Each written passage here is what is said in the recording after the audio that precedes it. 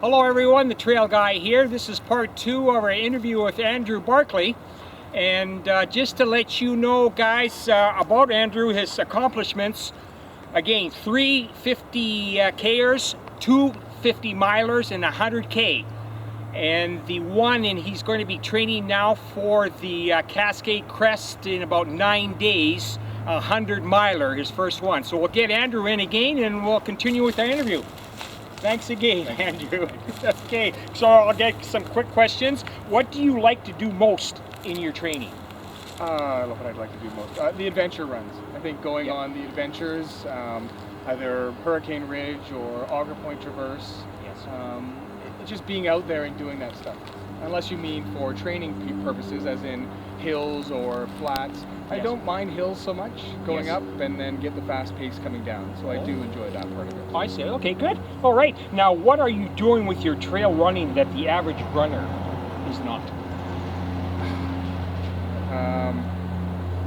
I don't know. I think I don't think I have an answer for that. For the average runner, I think I'm pretty much trying to do it all. Yes. I think you almost have to do what you don't like.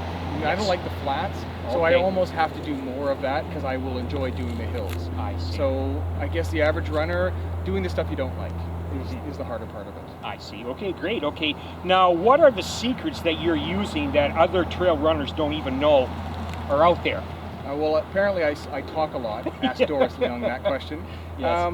I don't know. I don't think I have any secrets because at one point for me it was tailwind. Tailwind was the thing that I used the most, but I share that with all the people I know. Yes. And what I mean by that is that I actually use gels a lot, and about 4 or 6 hours later it just doesn't work anymore for me. Yes. So my secret weapon for me is tailwind. I find that works for me the most. Okay. But in training in that, I'm not sure what I have for any secrets. Okay.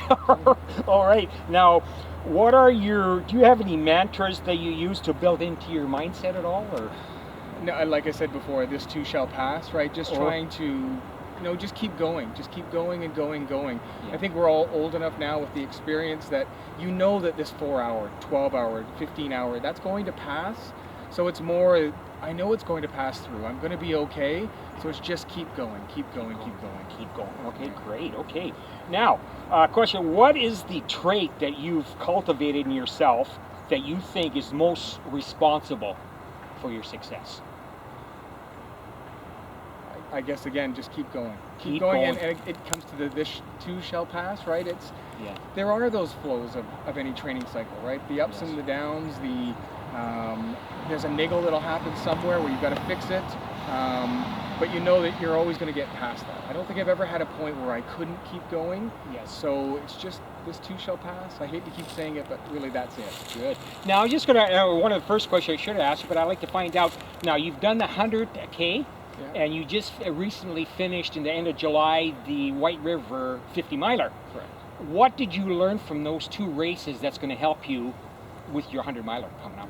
I seem to struggle at elevation, lower elevation. So for me, it's breathing techniques. Just trying to make sure that I'm not closing my mouth and breathing that way, but I'm trying to get in a full set of air. Oh, okay. I was taking in too much nutrition for that race for White River. Yes. So I'm going to take less nutrition and more water in. So I'm trying to balance that way. Sure, that's always a challenge. Right, it is. Especially on hot days too, right?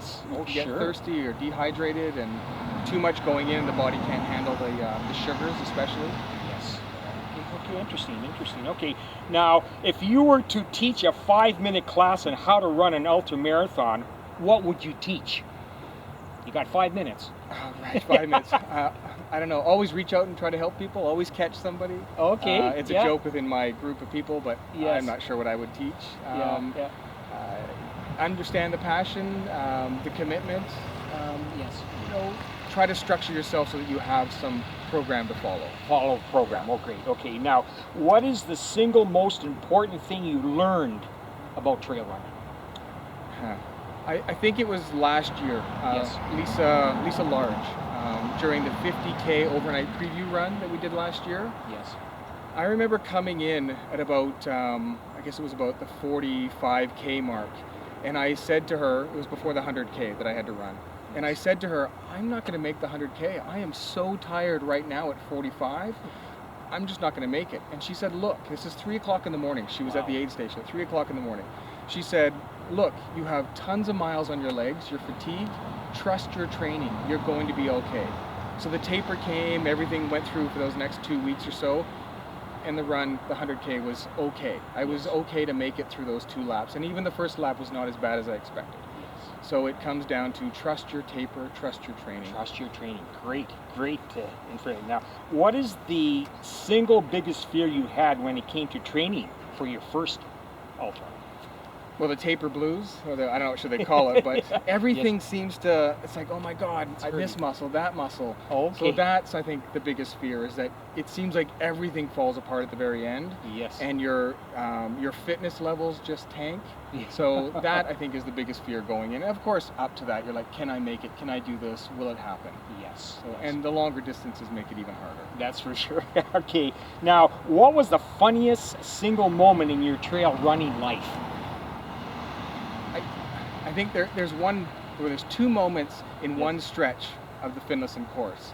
Okay.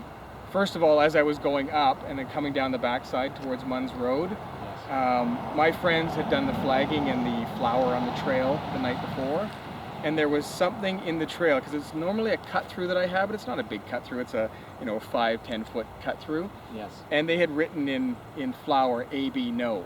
So all my home field advantage was gone because my friends weren't going to let me cut through that part. Oh, which I thought was like, are you kidding me? And then the other one was a runner out of Seattle, Mike Zanin. This is the middle of the night, I think 11 o'clock, 12 o'clock at night. We were coming down that same stretch.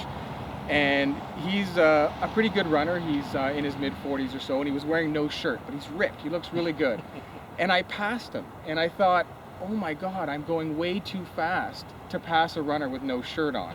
So that was just a moment that I had within the race. And Okay. I kind of shared that with Mike afterwards, and we had a good giggle about it. Good. Oh, good. All right. Good. Now, what was your best experience on the trails? Best experience? Well, of course, finishing a race. Yes. Especially when you get those big lows within a long race. Yes. Finishing the 28 after that weekend was a pretty amazing moment to know, like I said, I had captured everything for that weekend. Yes. So that was definitely the biggest high. Great. Now, what was the worst experience on trails? I think one of my first longest runs, which was the Fat Dog 50 miler. Yes. Going up Skyline, which is quite a climb, and I got to Camp Mowich and I had to lay down for 45 minutes. Oh boy. And there was, 120 milers were passing me as I'm laying down there, only doing the 50 miles. So that was probably the worst moment. Okay, okay. Now, what is the biggest misconception about you? That I like racing, maybe? I don't know, because I don't enjoy racing as much as some people. I like the adventures. Mm-hmm. I'm not sure if that's a misconception or not, but I'm pretty open with all my stuff, so I don't think there's really anything that people could not be sure about. Okay, good. Now, what do you want people to remember about you?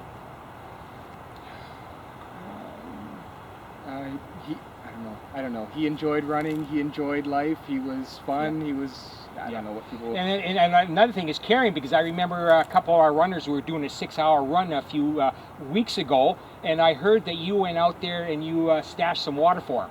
So that was pretty cool. Right. Yeah. Lisa Cantwell and Lori were doing the 50K run, and I had an aid station for them with some watermelon. That night? Well, that's pretty cool. That's the running trail community right now. Also, we're community key. Now I'm going to ask you a fun question here. What famous person would you like to share a hospital room with for a week, and why? I don't know. Matt Cecil. Matt Cecil. Matt Cecil. Just he's local, and he's a super nice guy, and he's got lots of experience, and he's a pretty humble guy. So I think I'd like to, I don't know, spend the week with him. Great. Yeah. Okay. Now, if you won a $20 million lottery, what would you do with the money? Yeah, I think I'd probably set up an account for my running group. Yes. And they could go to any running store, they could book any flights for any adventures that we wanted to do as a group. Yes. Just to make sure that they don't have to spend all that money on extras. Okay. Now, if you could have any one superpower, what would it be? To run faster, I guess. To run fast. Okay. Now, what advice would you give someone who is thinking about getting into trail running at any age? Right. at any age. Consistency, commitment. Yes.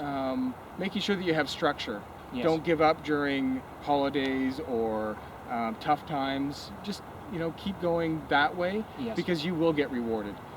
Don't push too much. You don't Yes. need to, because Yes. longevity, you'll start to build up those muscles and tendons. So I would say, just have consistency along the way. Okay, good. Now, any final thoughts, advice, or suggestions for trail runners out there?